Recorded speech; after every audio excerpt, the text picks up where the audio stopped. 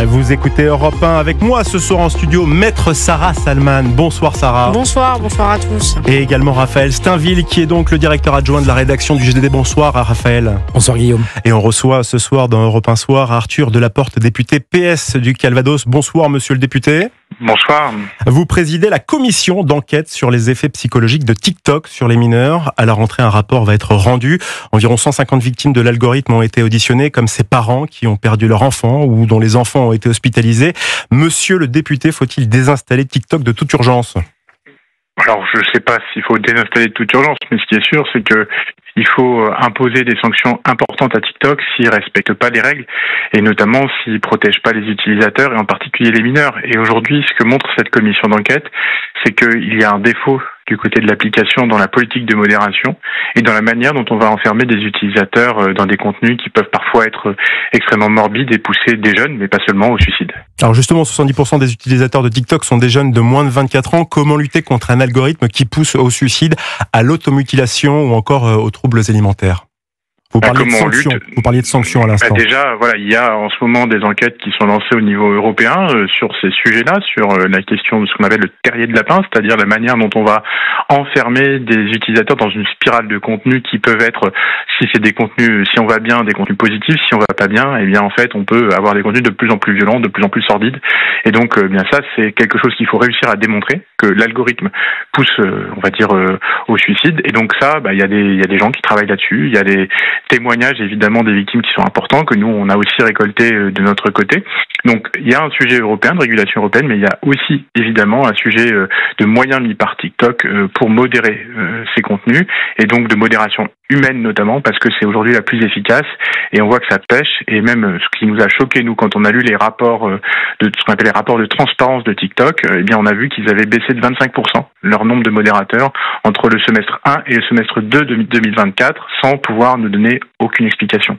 Sarah Salman a une question pour vous. C'est beaucoup de temps sur TikTok. Je pense que je suis d'une certaine manière peut-être un peu accro, et je sais que par exemple vous parlez de modération. Là, vous parlez surtout de la modération pour les posts, enfin pour les vidéos qu'on met soi-même, mais par exemple pour les lives, il y a quasiment aucune modération, et généralement les utilisateurs désignent des followers, des gens qui les suivent pour modérer. Donc c'est une modération humaine, mais par des gens qui les suivent. Donc c'est pas vraiment une modération. Il y a la modération par les influenceurs eux-mêmes via des modérateurs certifiés, mais il y a surtout en fait pas toujours certifiés, justement. Ça peut être n'importe qui. Ça peut être n'importe qui, mais c'est eux qui décident de dire moi c'est mon modérateur. Mais en parallèle de ça, normalement TikTok est censé aussi avoir un service de modération des lives. Il y a des gens en fait qui sont embauchés pour essayer de regarder les lives, et il y a une modération aussi algorithmique des lives, et il y a des modérations qui se font par le signalement des utilisateurs. Mais nous, ce qu'on montre dans notre commission d'enquête, c'est que évidemment c'est pas efficace, que c'est même c'est du pouce au crime, parce que tous les contenus live en fait c'est de la parole en direct, et c'est de la parole qui peut être extrêmement problématique. Exactement. Et donc moi je suis Monsieur le député, pour l'interdiction des lives aux mineurs. Pour qu'on comprenne bien, c'est combien de temps pour pouvoir justement interrompre un live comme ça avec quelqu'un qui tiendrait ou qui inciterait à faire des choses pas bien? On n'a pas de données. En fait, on a très peu de données là-dessus. TikTok évidemment garde ça jalousement, nous dit qu'ils sont en incapacité de nous le dire. Ça peut aller très vite en fait si vous avez un raid de signalement sur un live. Là, ils vont par précaution en fait suspendre le live, mais de manière générale, le problème c'est que les utilisateurs qui vont avoir posté du contenu problématique vont facilement réussir à se faire réactiver leur compte, et par ailleurs vont se créer d'autres comptes miroirs, on va dire, et donc ils vont pouvoir de nouveau se retrouver à proférer leur contenu problématique. Donc moi je suis extrêmement inquiet par la multiplication en effet des dérives qu'offrent les lives, et surtout par le fait que n'importe qui peut voir ces lives. Et aujourd'hui, le sujet qui était celui de notre commission d'enquête, c'est celui de la protection des mineurs. Et aujourd'hui, en fait, les mineurs peuvent voir quasiment tous les lives, sauf si les liveurs ont restreint la portée, en gros en disant je fais du contenu sensible, mais la plupart le font pas. Voilà, on l'a même vu pour Adé Laurent, par exemple. Monsieur le député, justement par rapport à ce qui est de la pornographie, on va obliger les gens à devoir montrer leur identité. Pourquoi, justement, pour éviter cet anonymat qui peut poser problème, on n'obligerait pas non plus les internautes qui vont sur des réseaux sociaux à devoir avoir une identité officielle? Oui, alors moi je suis pour cela, même s'il faut juste préciser quelque chose. Sur la pornographie, on donne pas son identité, on donne son âge avec un outil d'anonymisation. Donc ça veut dire qu'en fait la plateforme interroge par exemple une base de données, mais la base de données elle ne donne pas l'identité de la personne, elle dit juste est-ce que oui ou non il est majeur ou mineur. Donc il n'y a pas de, en fait l'État va pas savoir si vous allez sur des sites porno en gros. Hein. Voilà, mais c'est la même chose. Ce qu'on demande, c'est des plateformes de vérification d'identité. Il y a des expérimentations qui sont en train d'être mises en place à l'échelle européenne. Et la France est un pays expérimentateur avec ce qu'on appelle le e-wallet, le mini-wallet. Donc c'est une espèce de portefeuille dématérialisé. On peut contrôler votre identité, mais en façon ce qu'on appelle en double anonyme. Donc du coup, on connaîtra pas toutes les informations d'identité, mais juste est-ce que cette personne est majeure ou mineure, oui ou non. Et donc c'est ça qu'il faut réussir à faire en sorte de généraliser. Moi je suis vraiment pour ça parce que ça permettra déjà de restreindre la portée d'un certain type de contenu aux mineurs ou aux moins de 15 ans. Mais au-delà de ça, en fait, ça responsabilisera plus largement les utilisateurs des plateformes. En général, tout est fait pour être contourné. À l'heure actuelle, c'est le moyen le plus sûr. Tout à fait. Aujourd'hui, en fait, c'est le moyen le plus fiable, même si, en fait, il faut pas se tromper. Hein. Le problème, c'est le modèle économique. C'est des plateformes qui vivent sur du contenu problématique. Le contenu problématique, c'est le contenu qui choque. Le contenu qui choque, c'est le contenu qui buzz. Le contenu qui buzz, c'est celui qui fait que les gens vont regarder. Et donc, c'est le contenu qui rapporte de l'argent. Donc, en fait, les plateformes, de manière générale, et TikTok en particulier, ont tout intérêt à la fois à produire des contenus choquants et en même temps, permettre que ces contenus soient visibles par le plus grand nombre. Donc, on a un vrai sujet de modèle économique. Et donc, si on s'attaque pas à la racine, si on se contente juste de dire les moins de 15 ans vous verrez pas, on ne s'attaquera pas au véritable sujet qui est l'algorithme et la manière dont on a construit des mécanismes qui sont addictifs. Nous sommes avec Arthur Delaporte, député PS du Calvados. Vous écoutez Europe 1, monsieur le député. Vous présidez la commission d'enquête sur les effets psychologiques de TikTok. Sarah Salman, une question pour vous. C'est intéressant de dire que plus c'est trash, plus ça marche parce qu'il y a pas beaucoup de gens qui le disent alors que c'est clairement la réalité. Et TikTok propose du contenu de plus en plus trash. Plus vous passez de temps, plus il vous propose du contenu trash. En revanche, il y a des choses qui fonctionnent. Par exemple, si vous faites un live en voiture, TikTok va voir et percevoir que vous êtes en voiture et donc parce que ça roule et va tout de suite vous couper votre live, voire vous suspendre parfois jusqu'à une semaine. Donc parfois il y a des choses automatiques qui sont mises en place et qui fonctionnent. Pour tout ce qui est voiture, pour tout ce qui est verre d'alcool aussi. Si vous mettez un verre d'alcool sur TikTok et qu'il le détecte, et souvent il le détecte assez bien, vous pouvez perdre votre live pendant une semaine.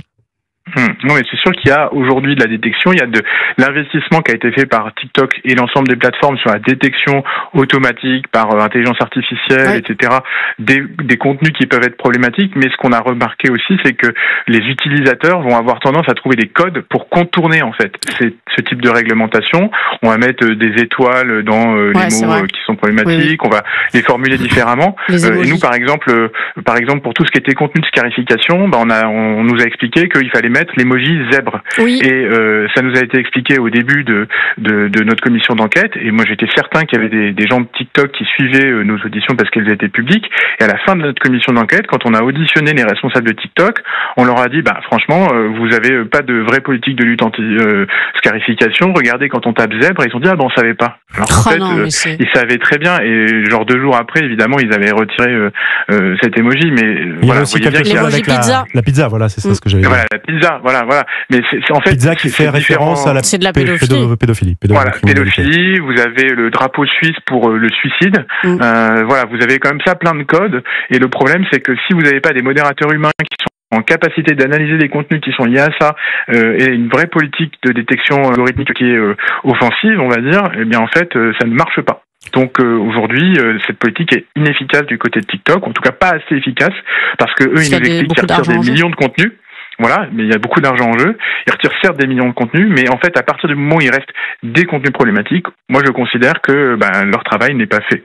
Parce qu'en fait, il y a des risques et il y a des gens qui, derrière, peuvent trouver la mort et ça, c'est évidemment inacceptable pour tout le monde. Monsieur le député Raphaël Steinville a une question pour vous. Oui, en fait, par-delà TikTok, par-delà même les garde-fous que vous pourriez imaginer pour limiter l'influence néfaste de TikTok, est-ce que c'est pas la place des écrans et l'accès aux écrans aux plus jeunes que nous devrions interroger au moment même où finalement quasiment tout passe par l'écran? Mais ce qui est sûr, c'est que cette question, en fait, nous on a pris TikTok, les mineurs, mais ça pose plus largement la question du rapport de la société aux écrans. Et par exemple, on a des parents qui vont pas comprendre que leurs enfants passent beaucoup de temps sur TikTok, mais en fait, ce sont eux-mêmes qui les ont exposés depuis leur plus jeune âge, parce que ils n'avaient pas forcément toujours le temps ou l'attention pour s'occuper d'eux, à dire tiens, prends ton téléphone, comme ça tu t'occuperas avec ton téléphone, ou avec mon téléphone, parce que parfois c'est les parents qui passent leur propre téléphone aux enfants. Et évidemment, il faut interroger ces modèles de parentalité sans être dans une hyper-culpabilisation, mais c'est déjà tout simple. Et d'ailleurs, Santé publique France a fait il y a 2 semaines une campagne de communication sur la manière dont on peut protéger les enfants, tout simplement déjà en leur donnant de l'attention. Par exemple, pas d'écran à table. Quand on a son enfant près de toi, on essaie d'avoir des interactions avec lui plutôt que d'être capté par son téléphone, parce que sinon on offre des modèles que les enfants vont reproduire. On peut prendre des livres aussi, et ça les incitera à prendre des livres. Mais il faut aussi se dire que, alors qu'on croyait que les enfants étaient plus en sécurité dans leur chambre que dans la rue, que c'est l'inverse en fait aujourd'hui, que qu'un enfant qui est seul dans sa chambre avec son téléphone est plus en danger potentiellement. Je dis pas qu'il y a que du danger sur le numérique, et d'ailleurs je pense qu'il faut se garder de tout manichéisme, mais il faut faire très attention et accompagner les enfants. Donc pas d'écran avant 3 ans, des usages extrêmement accompagnés et toujours en présence du parent avant 6 ans, 6, 10, 12, très très régulés, et puis à partir de 12, on peut se dire qu'il commence à développer aussi des formes d'autonomie, mais c'est de l'autonomie sous contrôle. Et pourquoi pas le bannir complètement comme le fait la Chine justement, qui eux, alors, TikTok c'est chinois, mais les Chinois n'ont pas TikTok, le même TikTok que nous a priori. Ils n'ont pas le même TikTok, mais les enfants ont un équivalent. C'est juste que, par exemple, TikTok en Chine, l'équivalent qui s'appelle Douyin, pousse des contenus qui sont plus pédagogiques, plus historiques, etc. Donc c'est pas le même modèle pour les enfants, mais ils ont quand même des écrans, et en fait ils ont aussi donc c'est-à-dire que eux nous envoient du contenu qui va peut-être pourrir la tête des jeunes en France, par contre chez eux, ils leur donnent du contenu qui va rendre plus intelligent la jeunesse chinoise. Exactement. Ce qui ne veut pas dire qu'il n'y a pas quand même des vidéos de chats broyés dans des mixeurs. Mais ce qui est vrai, c'est que les Chinois sont moins précautionneux avec les enfants des autres qu'avec leurs propres enfants. Mais il y a d'autres sujets en Chine. Attention, par exemple, tout ce qui va être régulation de la liberté d'expression, tous les contenus à caractère politique. Je vous mets au défi d'avoir une critique du gouvernement sur le TikTok chinois, ça passera pas. Voilà. Donc c'est différents types de versions, c'est sûr. Mais moi, ce que j'ai tendance à dire, c'est que évidemment qu'il faut des algorithmes qui protègent. Évidemment, il faut réfléchir à la place des enfants dans l'espace social, et donc du coup dire que les enfants seront mieux dans la rue, mieux dehors, mieux à être ensemble que face à leurs écrans, parce qu'ils développent finalement des addictions, etc. Mais il faut aussi que les adultes regardent eux-mêmes leur propre dépendance en se disant si les enfants sont seuls, c'est aussi que moi-même je suis happé par mon écran et par mon algorithme. Et oui, allons jouer dehors, allons faire du football et faire du skateboard. Même au restaurant, vous avez des parents qui sont là et on voit les enfants qui sont derrière un écran. C'est la solution de facilité. Voilà. Et les parents eux-mêmes. Voilà. Donc en fait, il faut interroger à chacun notre comportement, mais se dire derrière tout ça, il y a toujours un modèle économique, celui d'une économie de l'attention, qui ne dépend pas que de nous, mais qui dépend évidemment de la manière dont on va réguler les géants du numérique. Arthur Delaporte, une dernière question sur TikTok. Le TikTok qui a récemment lancé une option baptisée médiation, qui propose aux jeunes utilisateurs un écran zen les incitant à faire une pause. Est-ce que c'est réellement à la hauteur du problème ? Alors, méditation, oui, on peut toujours se dire que ça va permettre de ralentir, etc. Et que l'une des choses qui peut être faite, c'est par exemple de bloquer le temps d'écran des jeunes utilisateurs à 50 minutes, 1 heure. On se dit, au bout d'un moment, vous avez utilisé votre capital TikTok ou votre capital réseaux sociaux au sens large. C'est d'ailleurs ce qu'on encourage, c'est sur les mécanismes de contrôle parental, c'est la limitation du temps d'écran. La méditation, pourquoi pas, mais pour moi, c'est cosmétique, vraiment. C'est pas comme ça qu'on réglera le problème. Tout autre chose à présent avec nous, Arthur Delaporte, une question à vous poser. J'aimerais revenir sur la volonté du président de la République de reconnaître la Palestine comme État indépendant. Pour Emmanuel Macron, cela peut apporter une contribution décisive à la paix au Proche-Orient. Est-ce que c'est la bonne méthode selon vous ? En tout cas, c'était attendu, et c'était la demande notamment de mon parti, le Parti socialiste, depuis longtemps. Je rappellerai d'ailleurs que les députés socialistes avaient porté en 2014 une résolution pour la reconnaissance de l'État de Palestine. C'est symbolique, c'est essentiel, je pense, parce qu'aujourd'hui, ça montre que les Palestiniens ont une dignité et un avenir, mais ça ne suffira pas à arrêter la tragédie en cours à Gaza. C'est pas la reconnaissance seule qui permettra que les bombes s'arrêtent. Raphaël Steinville. Oui, que le Hamas se soit empressé de saluer cette décision, est-ce que cela ne vous dérange pas? Est-ce que la manière dont le Parti socialiste est empressé à son tour de saluer cette décision ne vous trouble pas lorsque vous voyez ce mouvement terroriste à son tour finalement considérer ça quasiment comme une victoire? Vous savez, moi, ce qui m'empêche de dormir, c'est ces enfants qui sont en train de mourir de faim.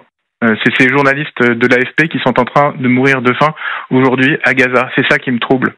Voilà. Et aujourd'hui, nos efforts, ça doit être tourné vers ça. De Gaza. Est-ce que ça change le sort des journalistes? Cette décision, c'est un geste. C'est un geste important parce que aujourd'hui, on a l'impression, et d'ailleurs certains soldats de l'armée israélienne le reconnaissent, qu'il y a une déshumanisation en cours des Palestiniens, que finalement ils n'ont plus le droit à la vie comme tout un chacun.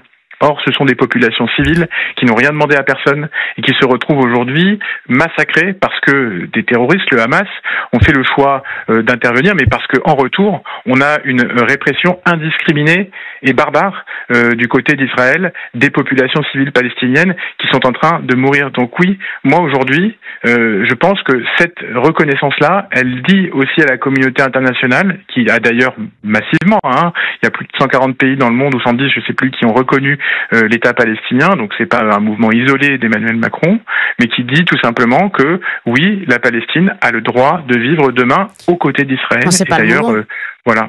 Comment ça, c'est pas le moment? Mais c'était pas le bon moment. Je veux dire, ça aurait pu intervenir pendant une période. Ça devrait être l'aboutissement d'un processus de paix. Et là, c'est donné quand même. Même le Hamas se félicite de cette décision, donc ça devrait quand même nous interroger. Macron a évoqué la libération des otages, le désarmement du Hamas. Il n'y en a aucune qui est respectée. En fait, vous savez, moi, c'est pas parce que des gens avec lesquels je ne suis pas d'accord, par exemple, si on transpose ça à l'Assemblée nationale, on fait voter une belle loi, c'est pas parce que les macronistes ou le RN, que je déteste, se mettent tout à coup à dire c'est une bonne chose, que ça va forcément devenir une mauvaise chose. C'est pas parce que je dis que le ciel est bleu et que vous dites la même chose et qu'on n'est pas d'accord de manière générale que ça sera une mauvaise chose. Donc en fait, il faut arrêter avec cet argument de le Hamas a dit que c'était une bonne chose, donc c'est une mauvaise chose. Vous voyez ce que je veux dire? Ça n'a rien à voir. C'est une organisation terroriste. Monsieur le député, vous avez à raison. Vous avez à raison évoqué le sort des populations gazaouites et insistant sur leur sort. Et effectivement, ils sont eux aussi pris entre deux feux. Mais est-ce que vous ne croyez pas que cette décision unilatérale du président de la République de reconnaître l'État de Palestine ne donne pas raison au Hamas et ne va pas encore plus accroître l'emprise du Hamas sur la population palestinienne? Vous savez, aujourd'hui, la population palestinienne, elle souffre du Hamas, elle n'est pas sous emprise.